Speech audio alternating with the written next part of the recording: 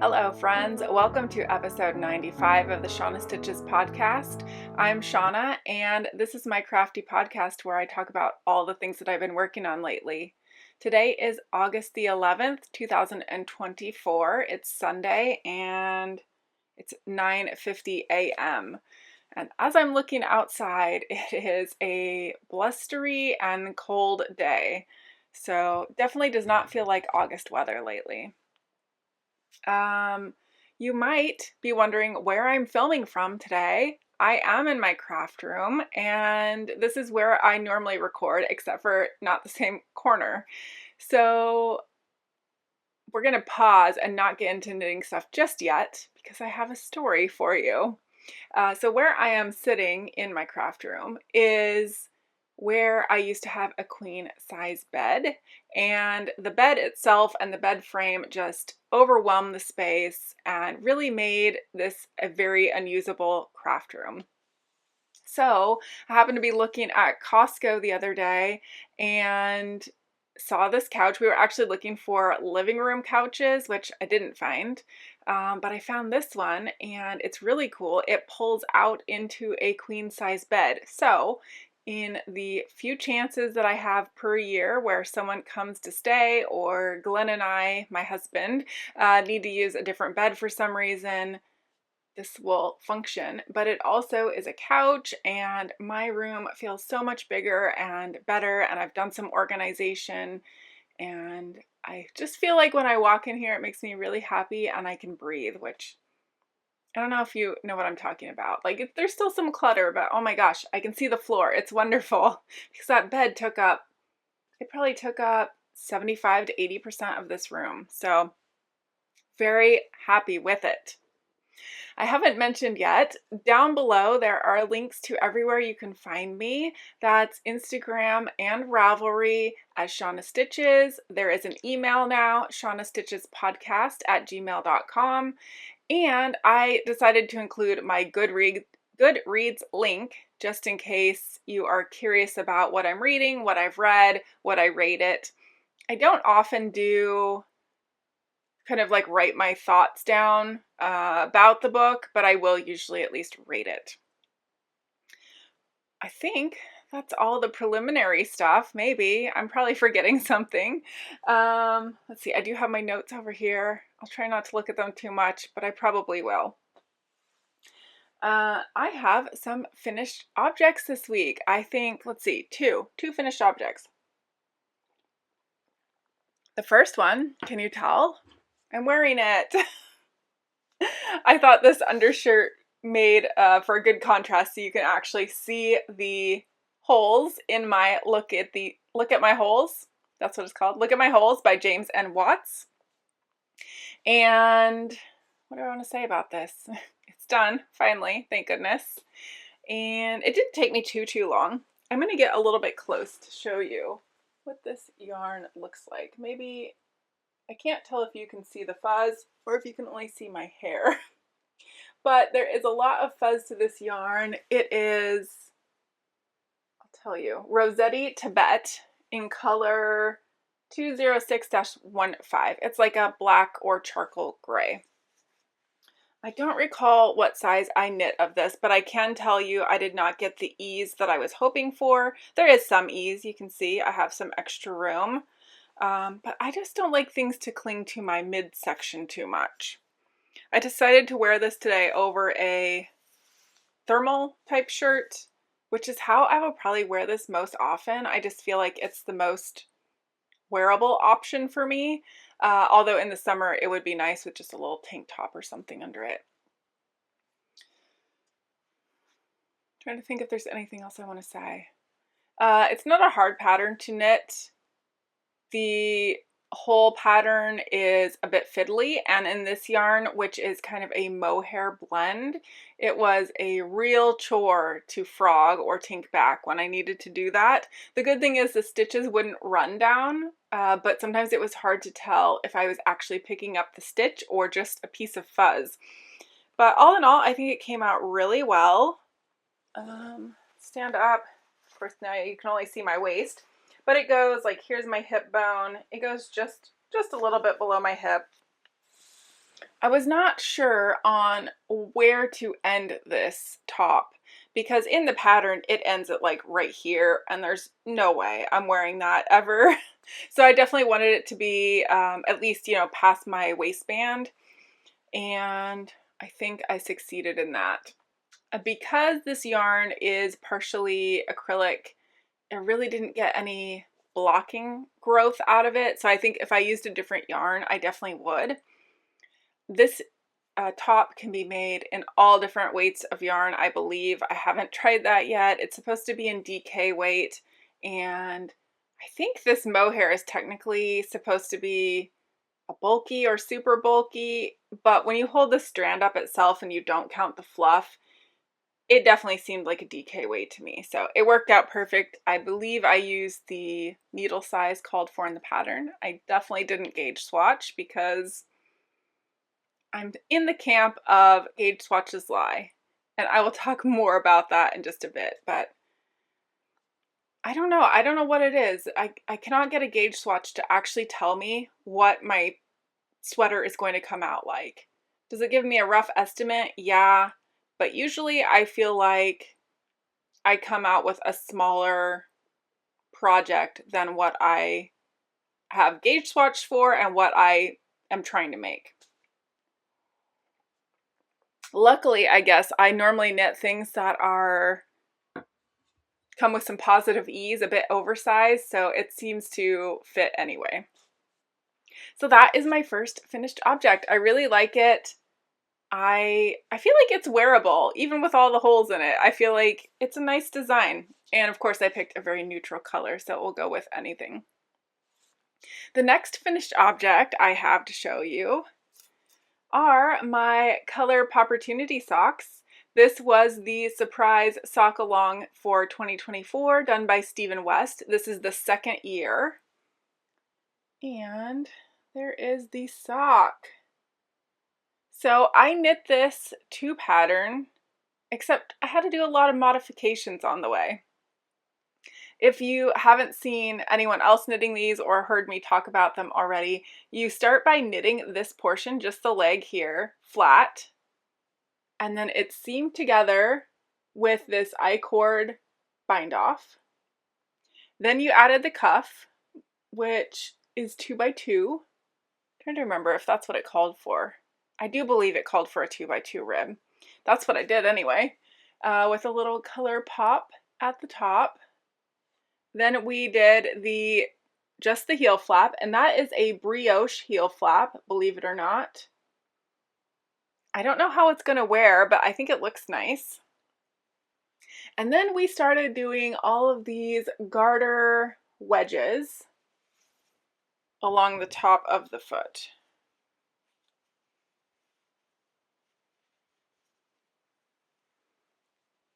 So there you see the wedges, and technically the pattern was supposed to have 4 wedges, so my foot would have ended there. But due to my gauge, I knit another 2 and then the toe, and it came out perfect. I was so worried and really on the fence. Do I keep those extra 2 wedges, or do I rip them out and just do a bunch of stripes here? Because Stephen recommended in the pattern, if the 4 wedges didn't get you to the length that you needed, that you could just knit this in stockinette, which I know some people did garter ridges anyway. Just to me that makes more sense because it matches the rest of the pattern. And then the very last clue, we came through and we knit the foot flat and we joined it as we went. So quite the construction. Stephen promised that it would be a new construction, and he didn't lie. It's definitely the truth. Overall, I'm happy with these. They fit my feet, but I have not worn them out yet, and I haven't worn them at all in a shoe or anything like that. So time will tell as to whether or not I still like them after I wear them, but one thing is for sure, I definitely learned a lot of things. I learned how to be very adaptable in not only my gauge, but picking up stitches in a different rate than called for, and a garter heel flap. Not that I'm not garter, a brioche. Did I say garter before, or did I say brioche? I think I said brioche. It's brioche. So it will be interesting to know how that wears over time and if it's a bit baggy, because I feel like it tends to be. So we'll see. Those are both of my finished objects. Now I have some works in progress to show you. The first work in progress is in my little Robin Cottage bag found on Etsy. And she's an organ maker, so that's why I went towards this bag, but also because it's got stripy socks. Can you imagine what's in here? Maybe some stripy socks. So, oh gosh, my yarn's impaled on my needle. I don't have this on a sock blocker, but just this morning I finished my very first Desert Vista Dyeworks sock for August. And I am in love with this colorway. This might be my all-time favorite Desert Vista Dyeworks colorway. I really do love the rainbow ones, but there's something about this combination here.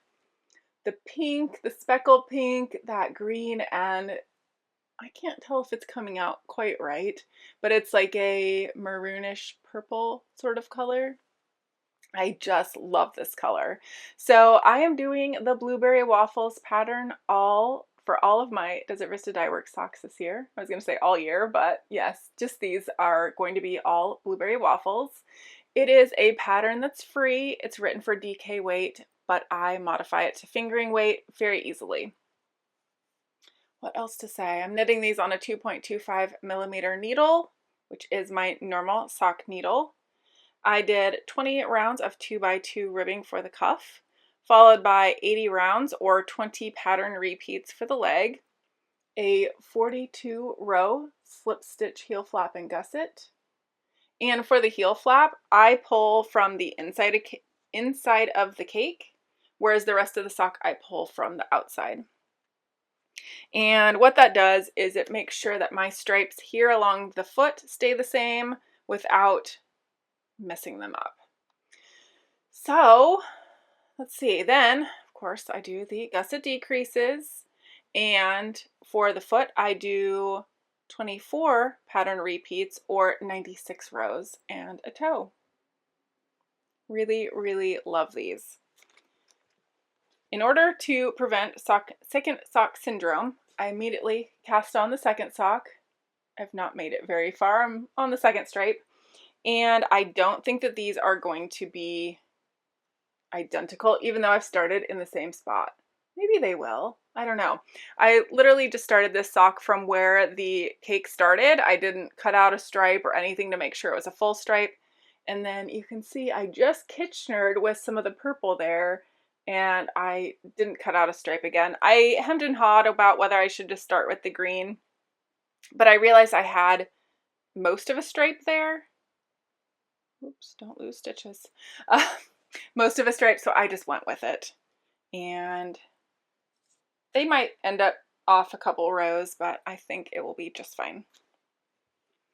I wanted to say, if you all have not used these, the Chiagu Twist interchangeables, I don't use these as interchangeables. I have one set of 2.25 needles and a 40-inch cord, and one set of 2.5 millimeter needles and another cord that I keep it on. And I always just keep these in whatever project bag I'm using at the time for socks, along with some extra needles, just because I'm usually too lazy to go put them away. These work so good for magic loop. Yes, regular Chiagu needles work well too. And let's see, I don't have one handy. The difference is this cord is still the great Chiagu cord that has the sort of metal cable running underneath, but it's so much thinner than the regular one. And I'm not a huge magic loop fan, but I really do like these. So if you are on the fence or you're looking for a good magic loop needle for socks, highly recommend these. I love them. Did I tell you what this color's called? I don't think I did. It's called Zombie Frap. And among my stitch marker collection, I found this little guy, which looks a whole lot like a zombie frap. I don't know that zombie frap is actually a drink from Starbucks or not, or if she just called it that because she has a lot of zombie colorways. That's Susan of Desert Vista Dyeworks. That's who I'm talking about. Anyway, I think I got this stitch marker in a knit crate box years ago, which they don't even exist anymore. I think that's where it's from. It was definitely from a subscription, but I could be wrong on which one. But yeah, it went so well, I couldn't not use it. So yes, zombie frap. And I do think this is one of my favorite colors so far. Love it. While I have this project bag out, I'm going to show you an acquisition that I just had to have. I saw Lisa of 72 Stitches talking about this. It is from Fox and Pine Stitches. And it's a little box. When you open up the little box, it has all these compartments. Of course, all you can see is my ring light there.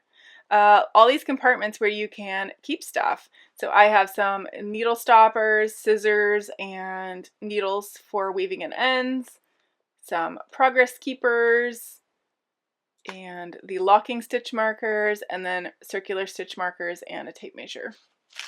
And I still have some room in this tape measure one and an empty spot. So I don't know what's going to go in those yet, but lots of room in here.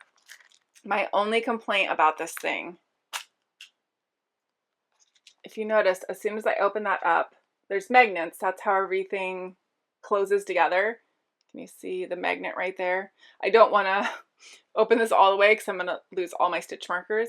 But that is one problem. When you take the thing off, these stitch markers get stuck to the magnet, and yeah, they are just always getting stuck. That's my only gripe. Other than that, it works really great. Oh, stitch marker. Yeah, see? Every time.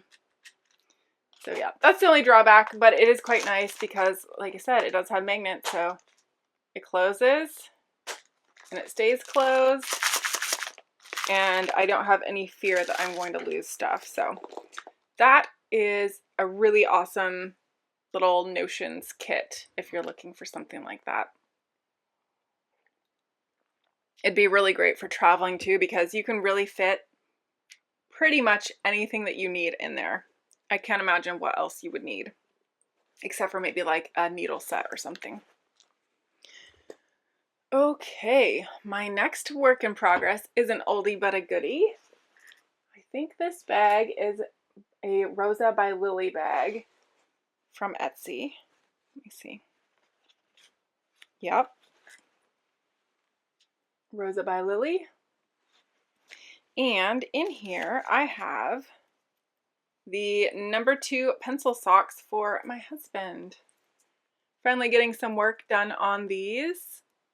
This is a Languishing whip. I don't remember what year I started it in, but if it's any indication, when I started these, my husband was a teacher and he's no longer a teacher. So I asked him if he wanted me to still keep knitting on them, and he said he did.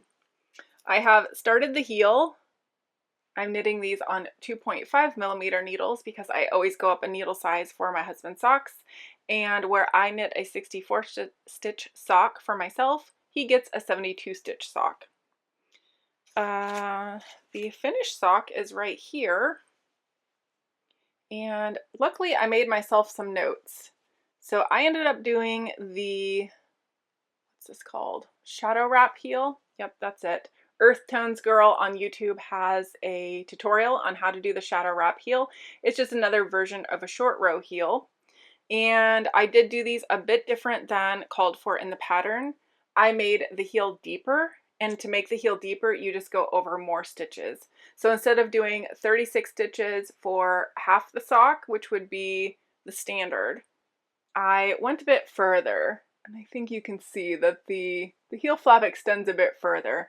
And I'm trying to remember off the top of my head, did I do 42 stitches? I think so. So it just, by doing that, you add more rows, making it deeper. And I'm using all Knit Picks Stroll colors for this sock. The yellow is Dandelion. Yes, I had to double check because I didn't just read that. That was off of memory. I was correct. The silver is Dove Heather. The pink is Dogwood Heather. The brown is Cork. And last but not least, nothing special, the black is black.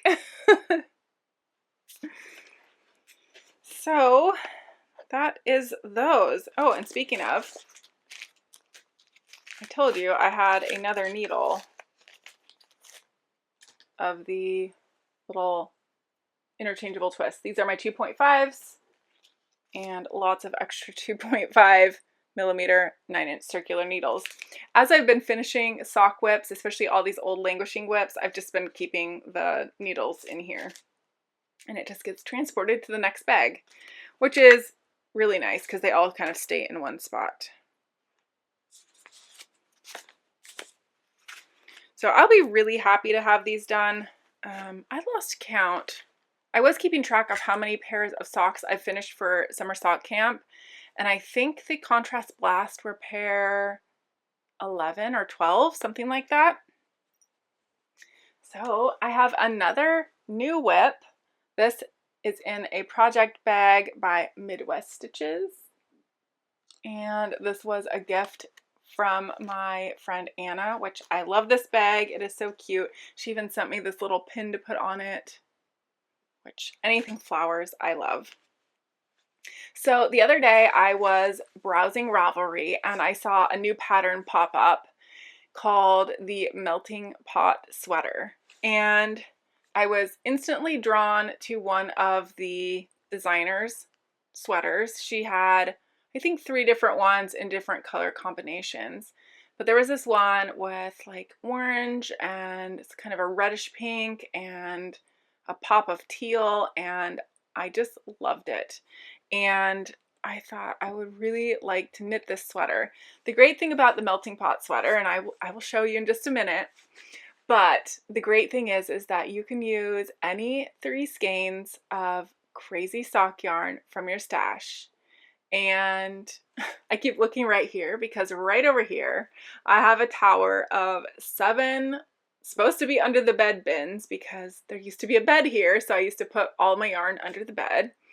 And so now I can see my yarn, which is great, and it's a good reminder of I need to use this before I buy more, but also just good to kind of look over and see the colors because they're clear bins. So I went diving through there and I found 3 colors that were similar, not the same, but similar to the designers. And this is what we have so far. Oh, isn't that so pretty? I just love it. I love the color combination. I love the pattern. I'm a bit iffy on gauge. I know I mentioned at the beginning, gauge swatches lie, and I still believe they lie. So I did gauge swatch for this. The pattern calls for a 3.5 millimeter needle, and I know that I tend to be a tighter knitter. I'm much tighter on socks than I am on a larger needle such as this, but I still know that I tend to be a tight knitter, and I am an English flicker style knitter, and I think that's part of it. If I were a continental knitter, I might be a looser knitter, but I don't want to change how I knit, and I like how I knit, and I like the fabric that I get. So I swatched with a 3.5 millimeter and a 3.75 millimeter and decided I was just going to take whichever was closest. Well, you might know there's only a 0.25 millimeter difference between those 2 needles. So I got a very similar stitch gauge across, but my row gauge was better on the 3.75. So that's what I went with. So this pattern does use some slip stitches, and I'm hoping it will block out a little bit, but I just don't know. I have not gotten that huge blocking growth that people talk about with superwash yarn. And maybe it's the way that I block. I'm not super aggressive with stretching stuff out, and I don't want to be because I just feel like that stretches the fabric out beyond what it's supposed to be. When I block, I do get a smoothing of the stitches, and I think that looks nice, but I don't want my stitches to be all gappy and pulled apart weird.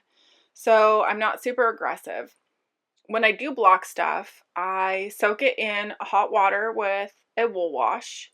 Then I run it through my spin only cycle on my washing machine, and that gets most of the water out. And I think that might also be why I don't get that huge growth, because when you have a lot of water in a sweater, if you were to hold this up and it had a lot of water and it was a full sweater, you'd have a lot of weight hanging down. And that weight alone would really stretch out the stitches.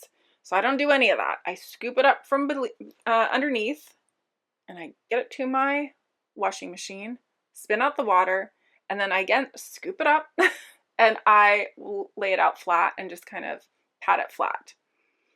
So that being said, that's why I just never know how much growth I'm going to get, and I think that's why my gauge swatch lies. Anyway, all that to say, I cast on a size 3 on 3.75 millimeter needles, and that should be a 40-inch bust, which should give me roughly 5 inches of positive ease, which means if I get a little bit less positive ease, this will still fit just fine. I know I said 3 colors, but there is an option in this sweater to go with a 4th color, and I decided to do that because I didn't want to run out of yarn. I'm thinking this sweater it has so many different sleeve options. You can do a short sleeve, maybe even just a cap sleeve, short sleeve, 3/4, and full length. And it's all striped.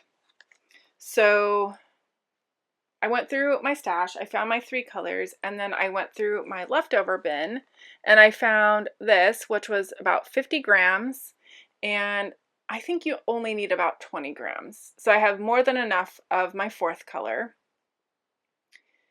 This is leftover from my Stephen West Surprise Sock Along number 1 in 2023, and that was the Contrast Blast Socks. So I picked this and this.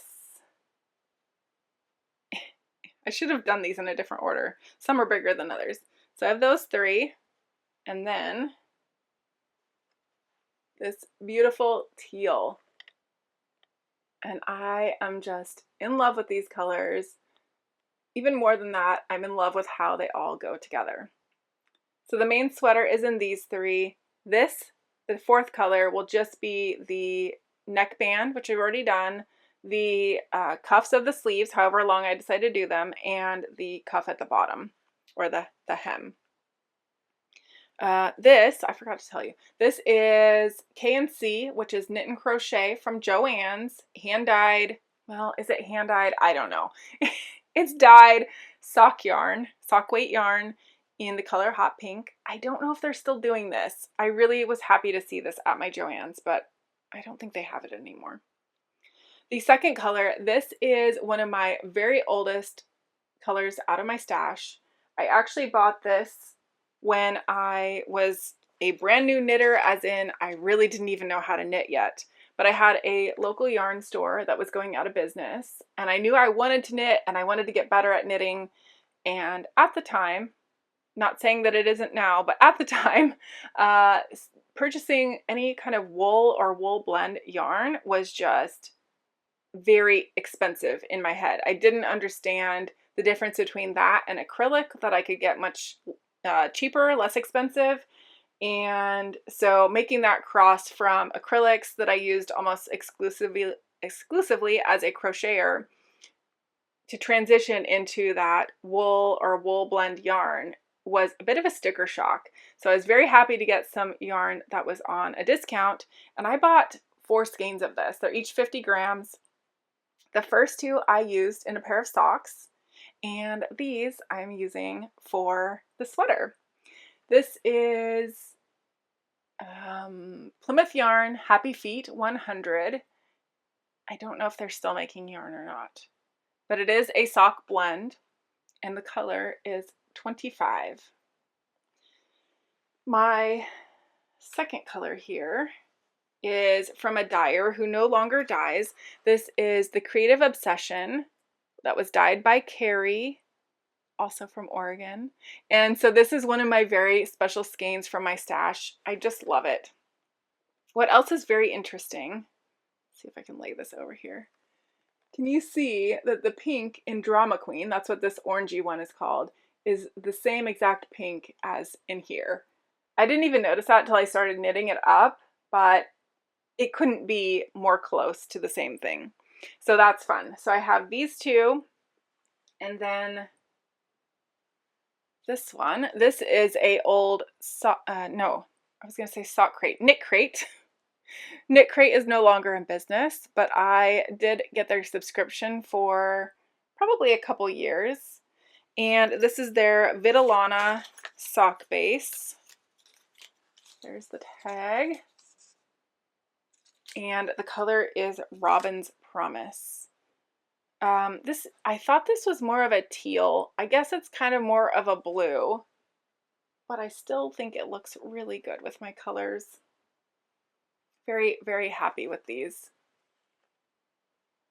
So they are all blending up into a beautiful sweater. So now you can see there's my fourth color. That is a rolled neckline, no ribbing.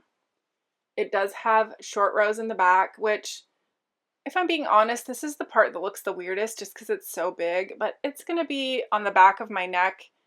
And if my hair's down, you're really never going to see it. So I can get over that. Especially to have short rows, it's nice to have that. And there you see, I guess my color 1 is technically the blue, my color 2 is the orange, and my color 3 is that pink. So get a real close up there. Can you see how those colors are playing together? I just love it. I put a thing up on Instagram stories and I asked people when it was just the skeins of yarn, not with this one, just the first 3.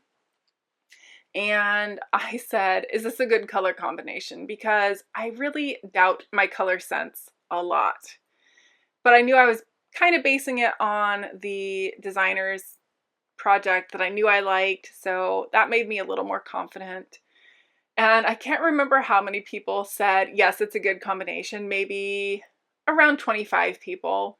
And I had like 4 or 5 no's. It's not a good color combination. So I'm a little curious. I wonder why the no's. It was before I started knitting it up, so maybe that's why, or maybe people just didn't like those colors, but I think they go together really well. And now that I'm looking at it, do I have a color palette? I think I do. So I think that's all I have to say about this. This is all I want to knit on, and I have to make myself work on my Desert Vista Dyeworks socks because I need to finish those by the end of the month. But also, as I was looking through my sock yarn, yes, my fingering weight yarns for another sweater, or for that sweater I should say, I really was like, I wish I had a purple like this, a green, and I know I already have a pink. That would be no problem, but the green and the purple I do not have.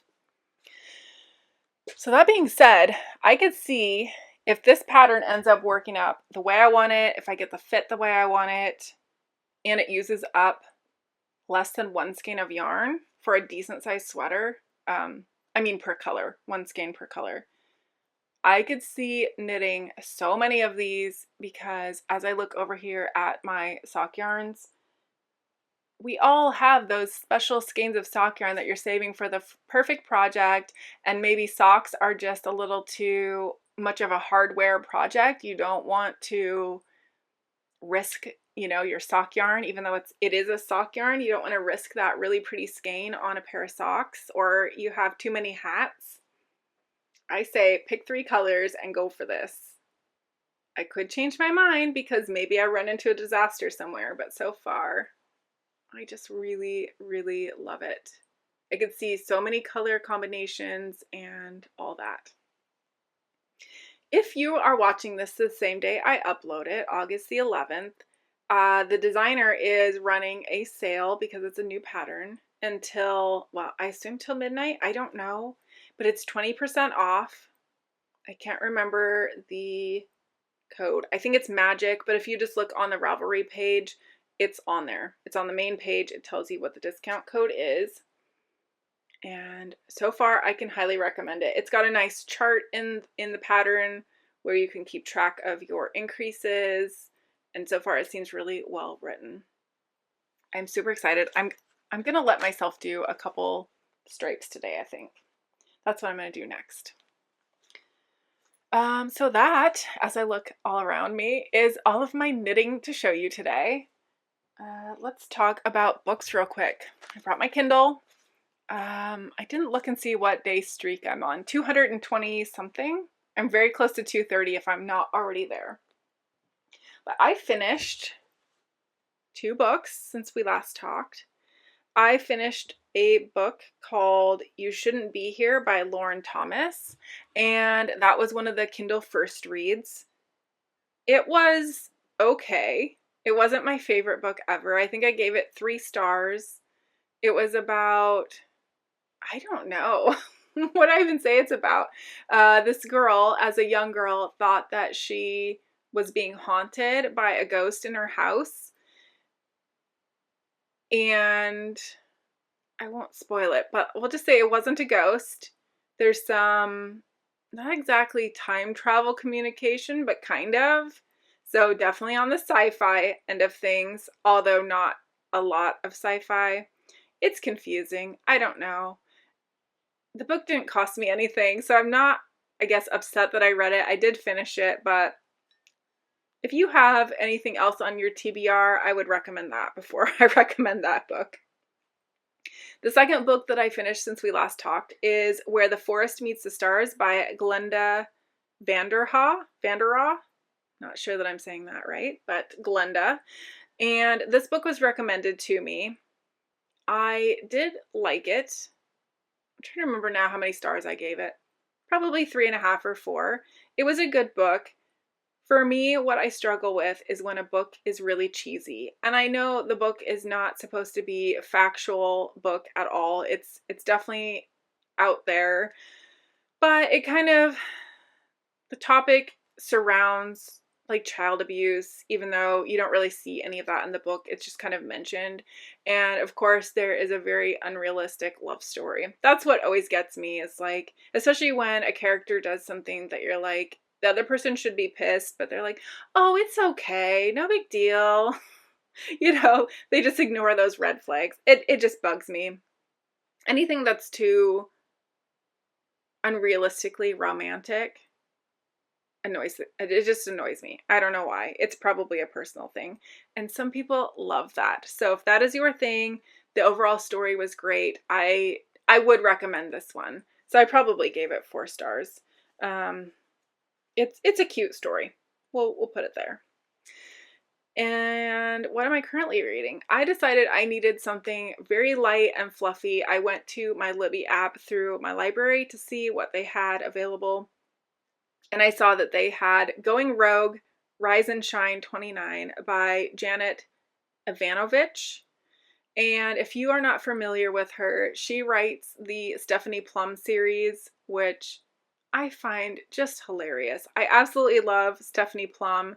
For those of you who don't know anything about the whole series, granted, this is book 29, so it is a very long series. I have not read all 29.